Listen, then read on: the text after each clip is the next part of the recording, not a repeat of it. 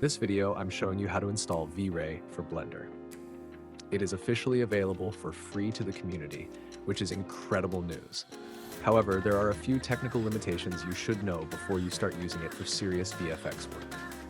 The free version is currently limited to 2K resolution and 8-bit output. This is important because if you're used to exporting EXRs for high-end compositing, you'll find those are restricted, since EXRs typically require 16-bit or 32-bit depth. For now, you'll mostly be working with JPEGs. I'm really hoping a future update bumps this up to at least 16-bit. I'd love to be able to take these renders into software like Nuke or DaVinci Resolve to really push the color grading and VFX workflow. But even with these limits, having the V-Ray engine in Blender is a fantastic deal. To get started, head over to the Chaos website to grab your license. Once you've signed up, go to the Downloads section and look for the V-Ray for Blender Community Edition. Make sure you select the version that matches your Blender build.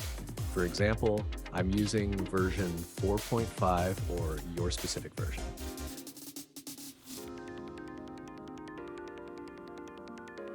Run the installer, and once it's finished, we'll jump into Blender to get it activated.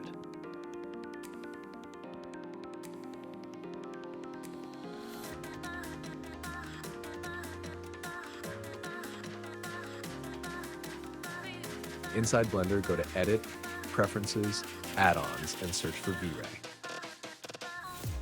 Check the box to enable it. You'll likely need to sign into your Chaos account to verify the license. Once that's done, head over to the Render Properties tab. Under Render Engine, you can now switch from Cycles or Eevee to V-Ray. Let's do a quick test. I'll add some V-Ray lights and hit Render on this default cube. And that's it. You now have one of the world's most powerful render engines running directly in Blender. I hope this was helpful and inspires you to experiment with V-Ray in your own projects. Thanks for watching, and I'll see you in the next one. Bye.